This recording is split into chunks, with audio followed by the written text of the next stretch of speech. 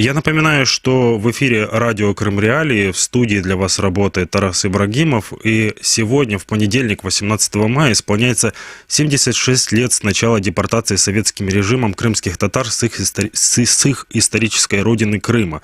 В этот день в Украине и мире вспоминают жертв геноцида крымско-татарского народа.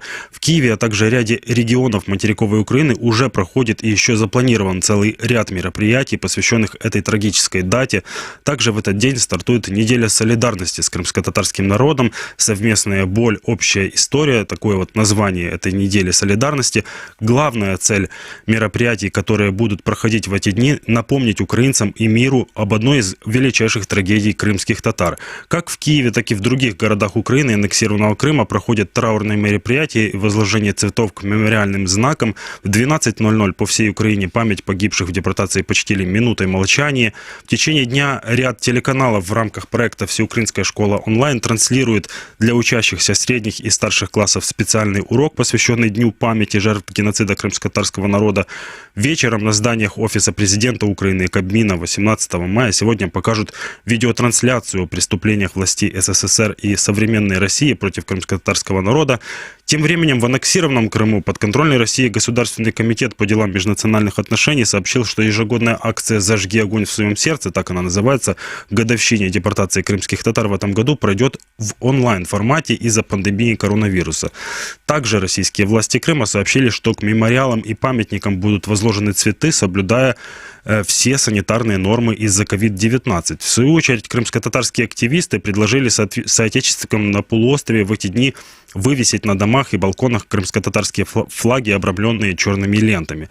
Кроме того, общественная инициатива «Нефес» запустила среди крымских татар онлайн-акцию «Я помню», посвященную памяти жертв геноцида крымско-татарского народа. Вот только небольшой перечень тех мероприятий и акций, которые проходят сегодня и пройдут в ближайшие дни, но более подробно о них вы можете узнать на сайте Крым Реалии. Кроме того, вечером этой теме будет посвящен вечерний эфир радио Крым Реалии. А сейчас мы поговорим о том, почему память об этой исторической дате, трагической дате, так важна как для крымско-татарского народа, так и для украинского общества в целом. И с нами на связи из Крыма первый заместитель председателя Меджлиса крымских татар, крымско-татарский активист Нариман Джелял. Нариман, здравствуйте. Добрый день, Тарас. Вечером мы будем подробно говорить о том, как проходит День памяти жертв геноцида крымско-татарского народа в этом году, но все же начнем наше интервью, чтобы очертить наш разговор с вопроса, как в этом году проходит этот день в Крыму. Возможно, какие-то мероприятия уже прошли по состоянию на этот час, и где, собственно, вы сейчас находитесь? Я по своим делам уже вынужден был покинуть город Симферополь, в окрестностях которого я проживаю, но мы с друзьями, коллегами, соотечественниками успели возложить цветы к памятнику или памятному месту, скажем так, приуроченному Дню депортации возле железнодорожного вокзала в Симферополе. На самом железнодорожном вокзале Симферополя тоже есть отдельный камень, депортированным народом всем, и туда тоже мои друзья отправились. Я по социальным сетям и звонкам и сообщениям вижу, что во всех городах, крупных населенных пунктах Крыма традиционно происходят встречи соотечественников у памятников, памятных мест, где возлагаются цветы, читаются молитвы, произносятся речи. К сожалению, в этом году из-за эпидемии коронавируса, введенных ограничений карантинных, количество участников гораздо меньше, но несмотря ни на что, люди продолжают, и я думаю, в течение дня будут продолжать посещать эти места и принимать участие традиционно в возложении цветов.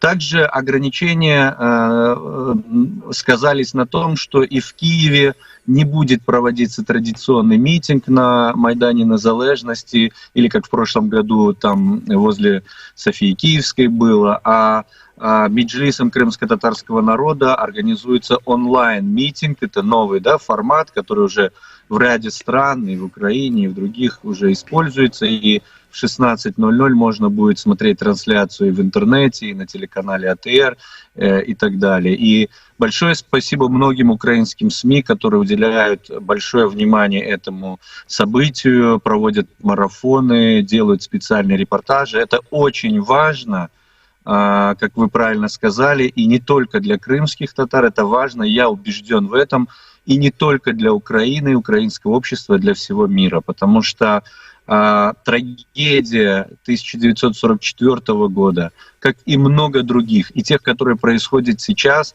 должны отдернуть нас, должны просто дать нам всем понять, к чему приводит бездумное отношение, циничное, лживое отношение к человеческим жизням, к человеческому сожительству нормальному, мирному. И сколько тысяч и десятков тысяч жертв в результате мы имеем. И это страшные вещи. Это когда жизнь человека не просто там претерпевает каких-то изменений, она меняется в корне. И вот подобная память, она просто должна научить нас остановиться, подумать и осознать, что, возможно, мы неправильно поступаем. Мы, конечно, имеем четкую персонализацию, сегодня, например, это руководители ряда государств, которые принимают абсолютно жестокие, бездумные действия и ведут войны, в том числе на территории нашего государства. Нариман, вот вы уже рассказали о том, что прошли некоторые мероприятия в Крыму, возложение цветов. Давайте поговорим о предостережениях, как они называются, о недопустимости нарушения закона и закона о противодействии экстремистской деятельности. Эти предостережения вручаются десяткам крымских татар, крымско-татарских активистов уже на протяжении нескольких лет. И накануне 18 мая, и я так могу предположить, что через месяц перед 26 июня, днем крымско-татарского флага, вероятно, снова будут вручать эти предостережения. О чем, по вашему мнению, говорят такие действия местных властей? То есть как их вы для себя объясняете? Вы знаете, здесь все очень просто, Тарас. Предостережения, особенно со стороны прокуратуры, в принципе, каких-то серьезных последствий юридических для лица, которого ему вручили, не имеет. Да, просто данный орган как бы напоминает мне, что вот, пожалуйста, не нарушайте и так далее. При этом возникает вопрос, а почему вы меня именно предостерегаете? Какими своими действиями я дал вам повод считать, что я могу что-то нарушить? Я считаю, что если за последние 6 лет, в течение которых я регулярно получаю, как и многие мои друзья, коллеги и знакомые, эти предостережения, что-то нарушил, то, пожалуйста, действуйте в рамках закона своего и осуществляйте или привлекайте меня там к ответственности и так далее. Но, в принципе, за 6 лет я не был привлечен там ни к административной ответственности, ни к уголовной ответственности и так далее. Хотя мы понимаем, что при желании ничто не остановит российских полицейских там, или ФСБ от такого шага. Но раз не привлекли, ребята, я не нарушаю, значит, законодательство, о чем вы меня предостерегаете или предупреждаете. Поэтому вывод напрашивается один. Учитывая активность людей, учитывая их публичную, нескрываемую, открытую позицию касательно тех процессов, событий, которые происходят здесь, в Крыму, их оценки, которые они публикуют в интернете, говорят в средствах массовой информации, и эти оценки не нравятся действующей в Крыму власти, российской власти, а Россия таким образом пытается, как бы морально надавить на этих активистов, угрожая им некими негативными последствиями и так далее. Но для большинства из тех людей, которые получают эти предостережения, вот этот Рубикон, он давно уже пройден. Они понимают и четко осознают, что они делают, ради чего они делают. И ничто их, я убежден, не остановит. То есть российские силовики должны уже пойти на такое откровенное, циничное преследования, которым они не брезгуют, и вы, Тарас, об этом прекрасно знаете, как и все ваши слушатели, я думаю, что, ну, всем становится ясно. Просто там у кого-то закончилось терпение, предостерегать устали, и они просто человека или арестовывают, или похищают, или еще каким-то моральным или физическим действием воздействуют. Вот поэтому для меня все эти предостережения, они имеют исключительно оценку, попытку вот такого давления на меня, но я всем давно открыто сказал, подобные попытки, они абсолютно касательно меня пустые и без последствий, потому что я уже давно знаю, что делаю, как делаю и ради чего делаю.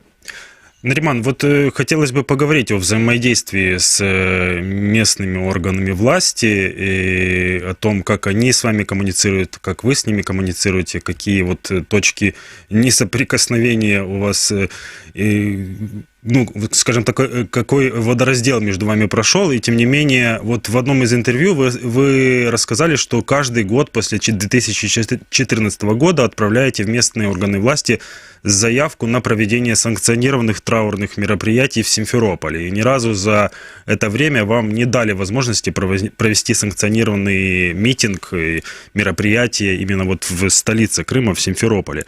И тем не менее, вот в прошлом году в поселке Октябрьское я вот был свидетелем этого, присутствовал там на этом мероприятии как корреспондент, это в Красногвардейском районе Крыма. Все-таки удалось провести официальный траурный митинг, и вот я смею предположить, что получилось это благодаря компромиссу, потому что на том мероприятии присутствовала глава администрации района. И митинг, как вы помните, вы тоже там присутствовали, был достаточно массовым, людей было больше даже, как мне кажется, вот по моим воспоминаниям, чем в Симферополе. Но это точечная история. Почему не удается найти компромисс вот в вопросе проведения траурных мероприятий, вот именно вот в этой истории с проведением траурных мероприятий 18 мая с местными властями? Вы знаете, тут есть момент того, кто подает эти заявления, да, кто выступает организатором подобных мероприятий. А буквально в прошлом году мы уже столкнулись, что не только траурных, там, 18 мая, а любых публичных мероприятий. Последнее официальное разрешение мы получили на День флага 26 июня 2014 года. Тогда в Симферополе, микрорайоне Фонтаны, в ограждении, через металлоискатели, в окружении снайперов на крыше, огромного количества там сотрудников полиции, рядом там автозаки со спецназом стояли и так далее. Вот так мы проводили этот день. Еще Рифат Чубаров находился в Крыму, и он присутствовал на этом мероприятии. Это было последнее официально разрешенное.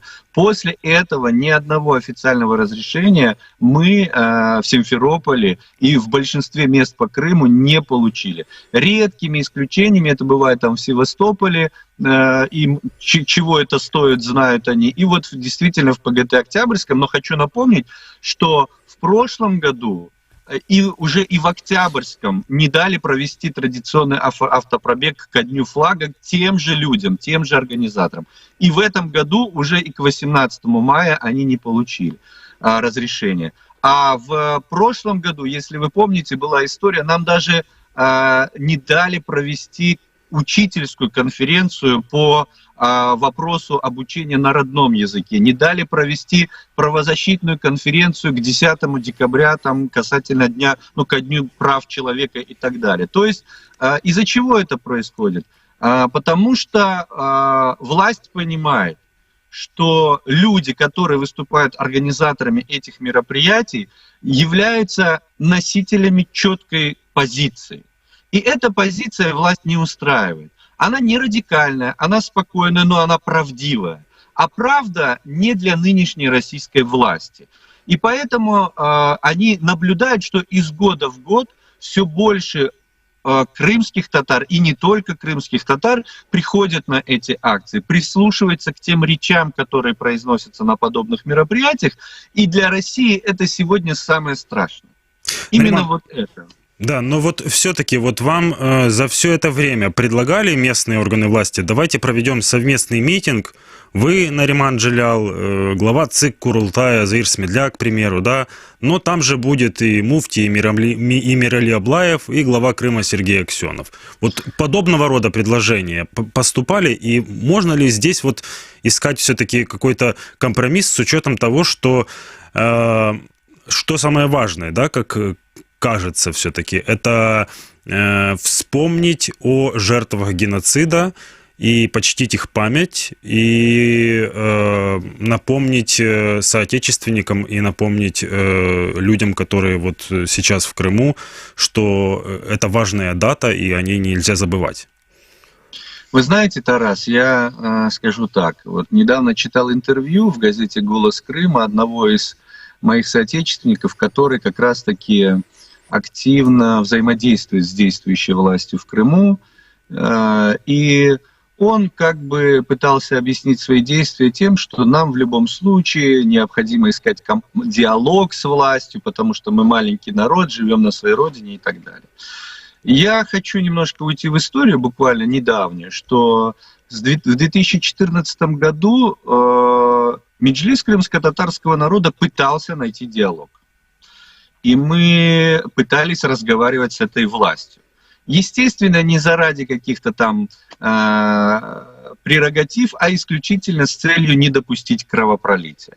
Для того, чтобы не создать в Крыму ситуацию, схожую там на балканскую или там на другую иную, чтобы сохранить мир относительный, конечно, и жизни людей. И в какой-то мере это удалось. Но именно уже после 3 мая, когда были известны события, и ситуация стала развиваться определенным образом, мы осознали, что диалог с этой властью невозможен. Эта власть готова работать только так. Вы соглашаетесь на то, что мы хотим, и все. А мы себе позволить вот такой вариант просто не могли. Несмотря на это, в 2015 году, когда уже Мустафа Джемилев и Рифат Чубаров были изгнаны из Крыма, когда Ахтем Чийгоз находился уже в тюрьме, не власти, а с моей личной персональной стороны была попытка вот как-то наладить ситуацию. И тогда через одного из сотрудников ФСБ, это бывший сотрудник СБУ, предатель фактически, который курировал работу Меджлиса, и одного из сотрудников Центра по противодействию экстремизма, с которым мне тогда доводилось общаться и время от времени, и сейчас приходится видеться, я им передал, что вы можете передать начальству, что пора прекратить вот эту конфронтацию, дайте нам спокойно провести публичное мероприятие. И как раз это было где-то накануне Дня памяти гибели Нумана Челебиджихана 23 февраля и так далее. И буквально за несколько дней до этого меня пригласили в офис к полномочному представителю президента России господину Белавинцеву.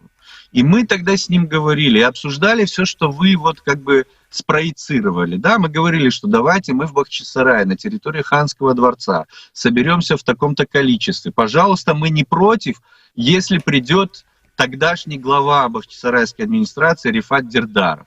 Только давайте обусловимся, там, проговорим, кто что будет говорить. И так далее, и так далее. Вроде бы все, но даже на такой формат они не согласились, испугались.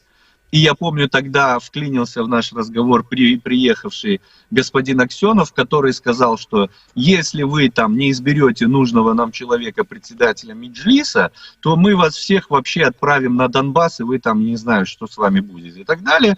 И мы тогда сказали, вы знаете, такой диалог невозможен, и разговаривать с вами мы не можем, а вы с нами в таком тоне, пожалуйста, тоже не разговаривайте. Фактически вот с того времени каких-либо отношений, связей с действующей крымской властью ни у меня, ни у моих друзей и коллег нет.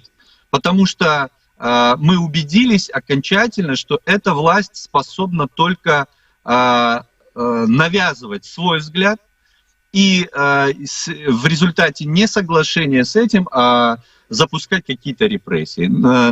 Разговаривать, понимать друг друга, эта власть не способна. Она просто не в состоянии это делать. Соответственно, как можно с ними говорить о диалоге каком-то?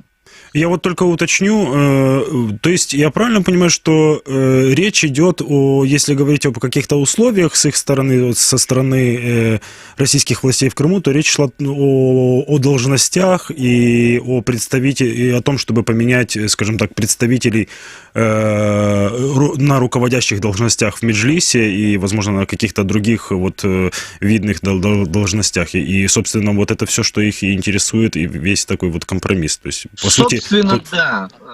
Тарас, вы понимаете, их интересует исключительно картинка. Угу. Их интересует картинка, им нужно для этой картинки некого благополучия, соглашательства там, и что крымские татары все это поддерживают.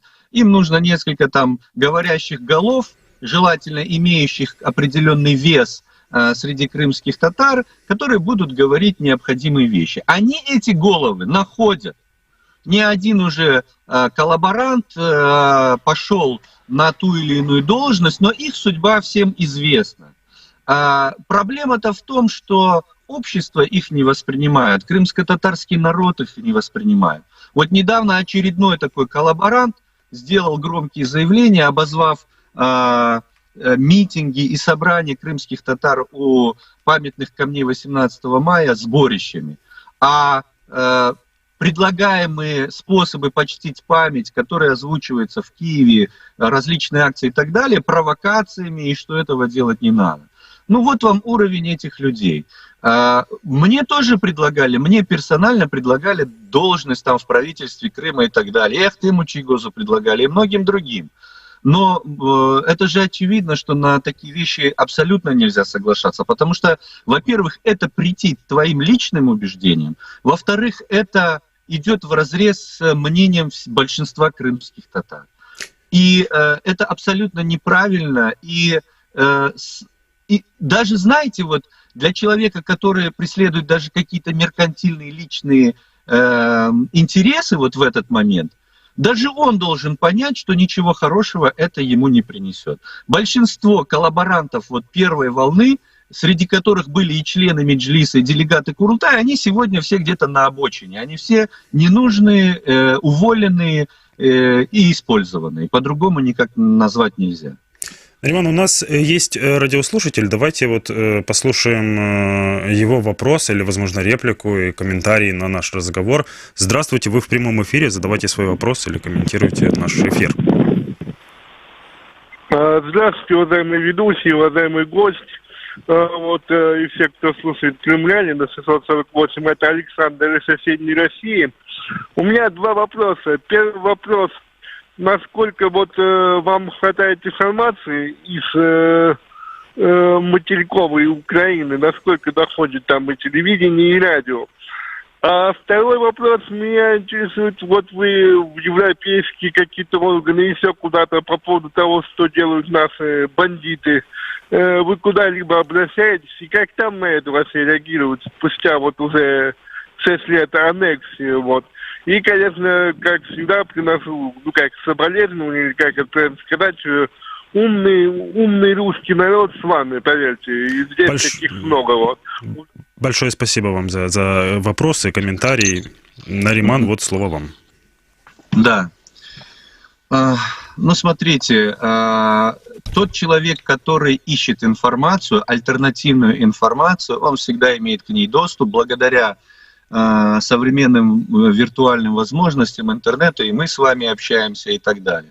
Но нужно понимать, что огромное количество людей привыкли смотреть традиционный телевизор, да, и на телевидении, естественно, есть огромная проблема с получением информации из других источников вообще, помимо российских каналов, потому что в аналоговом и цифровом вещании в Крыму исключительно российские телеканалы, большинство из которых имеют явный пропагандистский характер. Что касается спутникового телевидения, которое достаточно развито в Крыму, вы сами знаете ситуацию, большинство информационно-развлекательных каналов украинских закрыли свой контент, остались такие новостные каналы, которые, ну, не каждый смотрит тоже, да, то есть есть фанаты информационных телеканалов, но многие люди привыкли смотреть там фильмы, какие-то развлекательные шоу, и между ними там и новости тоже посмотреть. К сожалению, есть в этом проблемы, то есть сказать, что абсолютного доступа там не существует, нельзя, но в принципе есть проблема. Есть проблема радиоэфира. Очень многие люди привыкли, перемещаясь там в машине, работая во дворе, слушать радио. И здесь тоже есть серьезные проблемы. Попытки из Украины передавать радиоканал зачастую наталкиваются на блокировку со стороны России. Там это и телерадио Мейдан, это и те же Крим-Реалии, и многие другие возможности. То, что касается доносить правду до международного сообщества, это делается постоянно различными субъектами. Это и международные мониторинговые миссии, те же Amnesty International, Freedom House там, и так далее, которые в той или иной способ получают. Это сотрудники ОБСЕ, которые общаются с активистами, с адвокатами, с журналистами, получают таким образом информацию. Благодаря огромной работе крымских блогеров, тут вообще без привязки к национальности. В принципе, в Крыму определенные вещи проскакивают через местные СМИ. Можно помониторить и увидеть ситуацию там, в экономике, там, в сельском хозяйстве, в каких-то сферах жизни и так далее. Понятно, что официальное более-менее телевидение, оно уже полностью зашоренное, там все, если и подается, то под определенным углом, и, точкой зрения и так далее, и так далее. Но основные международные институции, основные страны, субъекты, да, на международной арене, я считаю, имеют полную информацию касательно того, что происходит в Крыму. Вопрос заключается в том, что с ней делать. Да? Потому что Россия — это все-таки огромное государство с ядерным оружием, с определенными претензиями, возможностями, которые они стараются на полную мощность использовать, включая там вмешательство в выборы в ряде европейских стран, в том числе в США там, и так далее. Вся эта ситуация с почтением там ситуация вокруг Великой Отечественной войны, вот ситуация в Израиле, которая была и так далее. То есть огромная идеологическая работа, колоссальные средства на это затрачиваются, и бороться с этим действительно сложно. Но я убежден, что каждый здесь в состоянии внести лепту в вот эту общую борьбу с этим вот кремлевским монстром. В том числе и граждане России. Они, наверное, в первую очередь должны осознавать, в какую ситуацию они попали, и предпринять эти усилия. Поверьте, ваши соседи, украинцы, ваши друзья на международной арене всегда поддержат. Это случилось в конце 80-х, это случится и в 2000 году. Нариман, вот давайте вернемся к главной теме нашего эфира и поговорим про онлайн-акцию «Я помню». Она посвящена памяти жертв геноцида крымско-татарского народа. Суть ее — опубликовать на своей странице в социальной сети Facebook или в другой социальной сети фото родного человека, депортированного из Крыма в 1944 году. И если нет фото, то просто разместить публикации под хэштегом «Я помню», «Ты помнишь», «Мы помним». Как возникла эта акция? И понятно, что вот, наверное, вот, ну, мое предположение, что такой формат онлайн-акции — это ответ на ситуацию с пандемией коронавируса и ограничительными мерами. Но вот могу ли я предположить, что это в том числе попытка привлечь внимание к этому дню более молодого поколения? Так и есть, Тарас. Здесь не только ситуация с коронавирусом, хотя она тоже оказала определенное влияние. Мы знаем с вами, что социальные сети очень глубоко вошли в жизнь многих людей, и, в принципе, через социальные сети, ну, Facebook не настолько молодой, но эта акция проходит и в Инстаграме и так далее, можно передавать информацию, можно организовывать людей на что-то и так далее. Подобные акции памяти, они проводились всегда в разных форматах, через газетные форматы, телевизионные и так далее, и так далее. Поэтому мы, как организаторы, абсолютно не претендовали, да, на какую-то уникальность и так далее. Мы просто постарались какой-то более, может, немножко обновленный формат привлечь, и поэтому не требовали писать там каких-то больших текстов, что для многих людей очень сложно. Здесь самое главное — приобщиться, да, к этой памяти, вот показать другим, что я помню, я знаю. попытаться дать людям возможность пережить эти чувства, пережить эти эмоции, остановиться в этом вот сегодняшнем таком достаточно быстром дне и подумать об этих событиях. Почему подумать? Мы, в принципе, в начале программы говорили, да, чтобы попытаться осознать вот всю эту ситуацию, и сегодняшнюю, и вчерашнюю, и многовековую через вот через эту конкретную трагедию. Завтра это может быть что-то другое, послезавтра третье, но сегодня вот 18 мая, именно день депортации крымских татар, через этот момент попытаться осознать вот всю пагубность той политики, которую некоторые государства в прошлом или сегодня проводят в отношении целых групп населения, государств и так далее, и в результате чего Риман, умирают, гибнут люди. а вы могли бы вот в рамках этой акции, все-таки мы говорим сегодня о депортации, и припомнить вот какую-то историю, которая вам больше всего вот как-то запомнилась или вот вас впечатлила, или, может быть, вы рассказали бы историю вот своих родных, но вот, как и вы говорите, вот в формате этой акции, коротко, но с уважением вот к этим людям. Вы знаете, одна из таких воспоминаний много, хотя я вам скажу, не все люди, пожилые люди, которые пережили депортацию, с особой охотой любят вспоминать про те дни. И я думаю, вот это мое внутреннее убеждение, что многие из них гораздо мягче рассказывают то, что они пережили. Это на самом деле это страшные события, это без слез и я не знаю, какой-то вот боли в сердце, просто невозможно слушать этих людей. Но вот мой отец, слава богу, живой, живущий рядом со мной, он живой свидетель депортации, и он рассказывал, когда он 6-летний мальчик с семьей, они были депортированы и направлены в Узбекистан, их отправили в такой совхоз Заравшан, где привезли к баракам, заброшенным баракам, и сказали, вот будете размещаться здесь. И на их счастье подошел некий местный житель, который сказал, что не вздумайте туда заходить, потому что в заброшенных таких домах живут огромное количество ядовитых животных, в том числе скорпионов.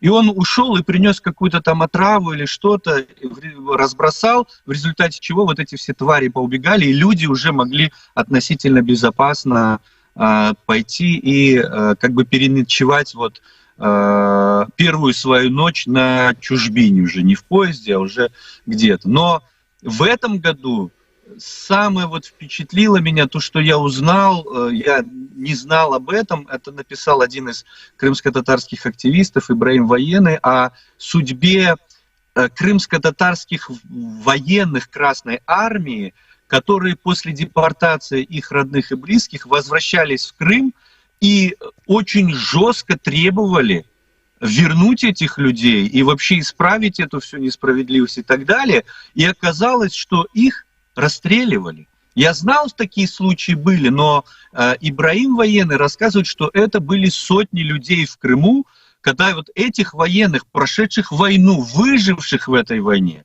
чьих родных забрали несправедливо из Крыма, увозили там в какие-то места, в горы, в какие-то овраги и просто расстреливали. Вы представляете вот весь ужас того, что творилось тогда? Вот для меня это было самое из последнего, что я не знал и узнал вот касательно тех событий.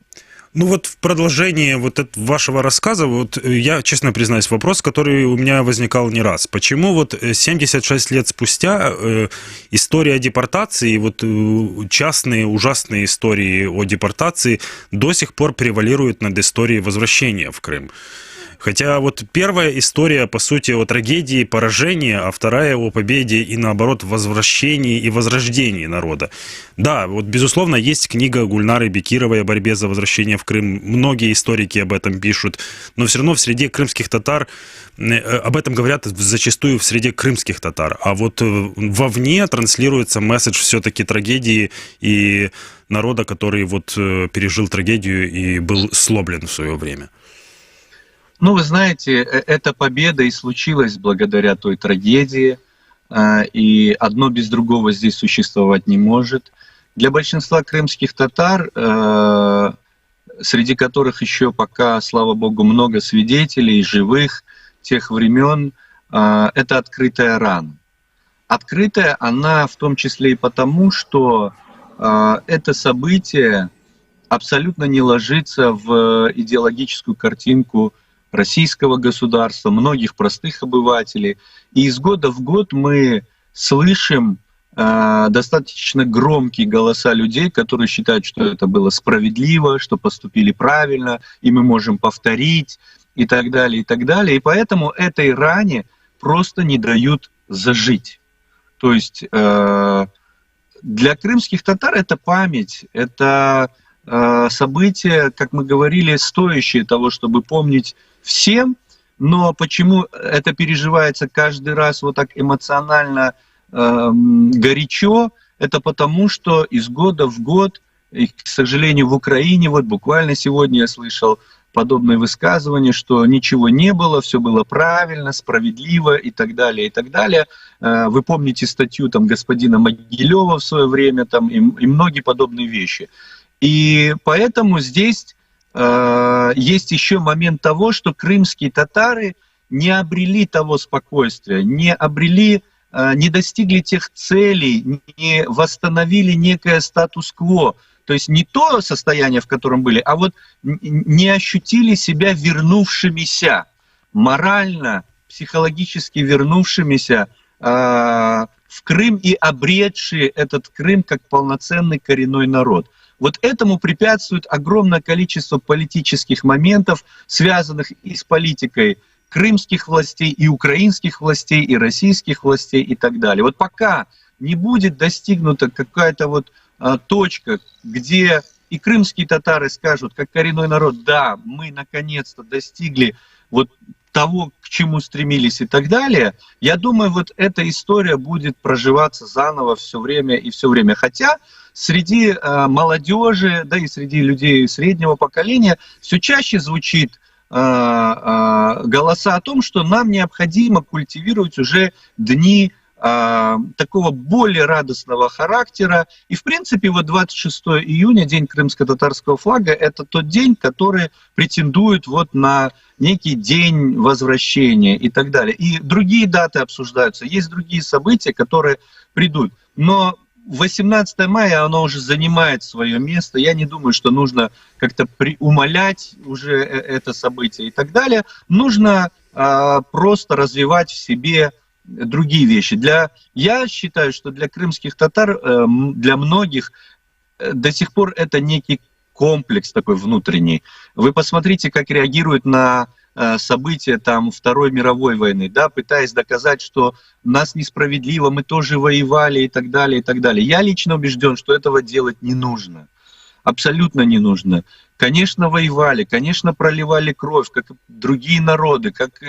И здесь не нужно доказывать, что ты не виноват.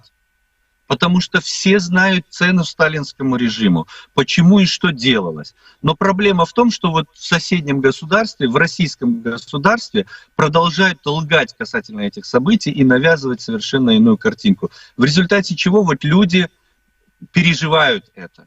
И эта рана, она кровоточит и кровоточит. Нариман, а все-таки вот тезисно и коротко, вот вы могли бы, вот вы просто вот сказали фразу по поводу статус-кво.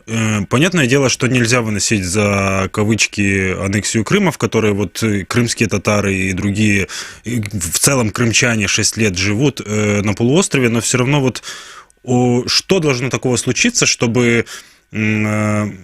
Безусловно, этот день оставался и в памяти, и вот в календаре, как траурная дата, но все-таки, чтобы перейти больше вот к повестке, конечно, ну, наверное, не светлой, вот так бы я сказал.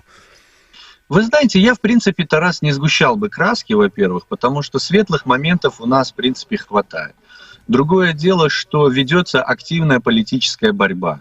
Да, еще с 50-х годов национальное движение, об этом описано, сформировало задачи возвращения и так далее, и обретение некого политического статуса для коренного народа и так далее. Вы, как знаток, в принципе, читали, с какими трудностями сталкивались крымские татары по возвращении, какие были искусственные ограничения, препятствия и так далее, и они не существуют до сих пор. И поэтому, чтобы перейти, вот как вы говорите, пусть используем это, к некой светлой повестке дня, необходимо решить ряд политических задач. И крымско-татарское национальное движение, в том числе решениями и заявлениями Курултая крымско-татарского народа, Меджлиса крымско-татарского народа, Всемирного конгресса, давно эту повестку как бы сформировало. И здесь просто необходимо уже принимать решения субъектами, которые вправе и в силе их принимать. Это и украинская власть, это и международное сообщество.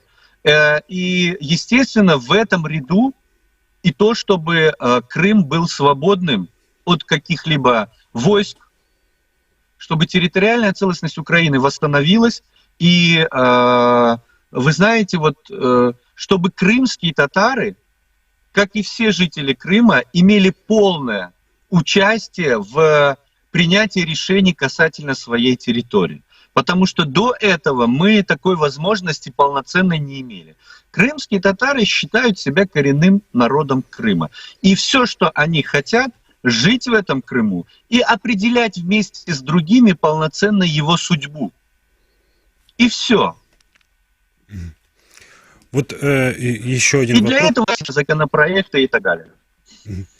Вот за период аннексии уже выросло новое поколение подростков, и вы в том числе поднимали этот вопрос о том, что многие, некоторые представители вот молодого поколения говорят в том числе и других датах.